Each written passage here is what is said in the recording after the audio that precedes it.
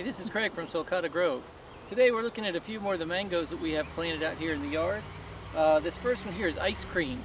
Ice Cream is considered a dwarf mango, and it is also among many of the mango connoisseurs. It is considered one of their favorites. It's not my favorite. To me it has a little more of the mangoes. A lot of times have a little bit of a turpentine flavor, which in small amounts is actually very good. It's an extra flavored layer. Ice Cream has a little more of that. It's considered a spicy mango. It also has a lot of disease problems here in Florida. It tends to get anthracnose more often than other varieties do. But if you can get it going and you can get it happy, it is a good mango. And again, for the connoisseur, it's a lot of times considered one of the best. This is the Sweet Tart mango. It's one of the newer Zills varieties. This one it's in my top 3 flavor-wise. It is an absolutely top-tier, delicious mango. I do have a little bit of fruit back on the back there this year. I do think I'm going to get some fruit this year. You can see right in here, I've got this tree strapped down to some cinder blocks. It was growing very erect, and I was trying to open it up a little bit. And actually, you can see here where I had it on one of the branches, and we had a windstorm. I've been told the best time if you're going to reshape your mangoes like this is to do it before they set bloom, that they're still flexible then. Once they set bloom, they get kind of rigid, and I did this after it was had bloom on it, and so I did lose a big branch off of here. Hopefully that'll heal up nicely. But it is a fairly vigorous grower, good sized tree, and absolutely delicious fruit. Like I said, this is in my top 3. This is a Beverly. This is not a dwarf mango, it's just new in the ground, just put them in this year. Beverly is famous for being one of the very, very late mangoes. Very late season mango. I'm told it's delicious. I've actually never tried one. May have some on this year. It's probably really not big enough to produce yet, and we'll probably end up dropping all of these fruit. I have this one back here just so that we can have, again, another really late in the season one. If you can get several varieties and spread them out, that's always an advantage. So Beverly's here to be my late mango. While we're back here with our newly planted mangoes, this is the Choc Anon. Choc Anon is famous for being able to have 2 sets of fruit per year. We'll actually produce a really early and a really late one as well, under the right conditions. Obviously this one's not big enough to produce this year. It did bloom, but we took the bloom off because it really wasn't ready. So maybe by next year. All right, this is Ugly Betty. I have to tell you, I don't really know much about Ugly Betty. This is actually a tree we had left over from one of our fruit tree sales. We decided to stick one in the ground to see how it was going to be. From what I understand, it is a good mango. It is kind of funny looking. The tree itself it always looks like it's dry, like it's not getting enough water and kind of wrinkled, but I think that's just kind of where the name Ugly Betty comes from, is it's just not a pretty mango or a pretty tree. Supposedly it tastes good, so we'll see.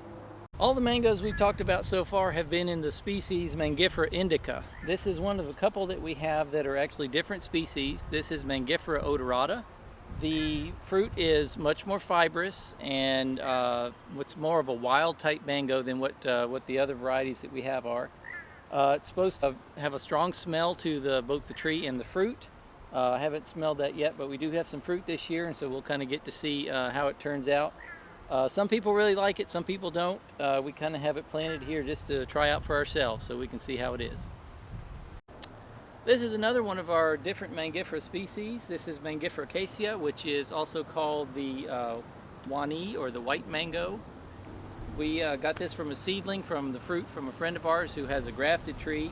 So we're not 100% sure exactly about the parentage, but we're hoping that it comes true. This is another one that's just kind of a rare oddity that we're growing just to see if we like it.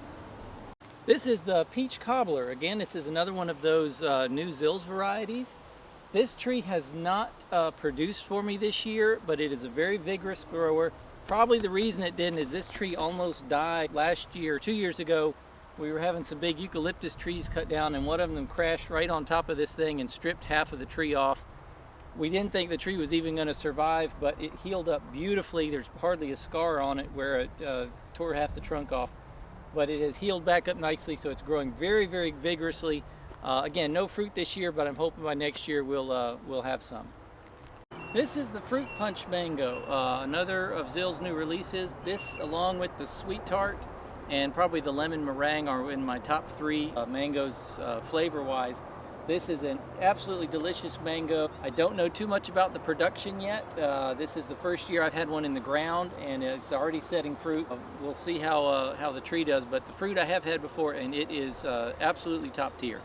This is the Southern Blush Mango. This is it's considered to be a really excellent mango. Last year off of this tree, I actually had some pretty good production. This year it has not done well. It is still holding on to a few small fruits. I'm not sure what it wasn't happy about this year.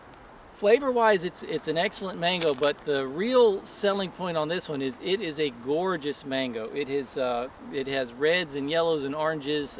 Even when they're small, they have a really beautiful blush to them. So if you're looking for one that just has one of the best looking mangoes of all, Southern Blush is a good choice. This is the Pina Colada. It is another delicious mango. This is one that some people have a problem getting it established, and I'm one of those people that's had trouble with this one. As you can see down here, I've inarched a second trunk into it to see if I could get some vigor going. It still really hasn't worked. This one's been in the ground for about 3.5 years, and it just does not put out growth very easily. So once these things get established, they're actually supposed to be pretty vigorous. This one is not. Again, I think it has to do with the root system really getting out and getting started. I'm going to hang on to it and wait and see how it does, and hopefully it will start producing by next year. This is the Glen mango. I have a couple of mangoes in my collection that are my favorites, not necessarily because the mangoes are so extraordinary, but because they just are so bomb-proof. They produce well. This is one of those. Glen, since I put this in a 3-gallon pot, it's been producing mangoes, and it wants to produce a lot of them. So if you're looking for something, it is a good mango. Doesn't have quite the wow factor that maybe some of the New Zills varieties have, but it is a very good mango, and it is a tremendous producer.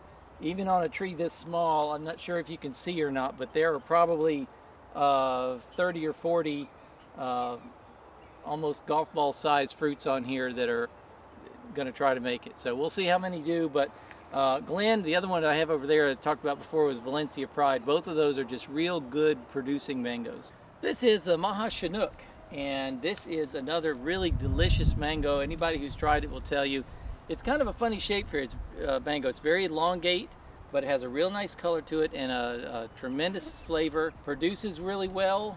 This year I didn't get much on it. It had a lot of bloom, but I didn't get a lot of fruit set. I do still have over here, you can see, I'm going to get several on a couple branches down here. Maha Chanok is, a lot of people put this in their top 5 for sure, so definitely one that's worth growing.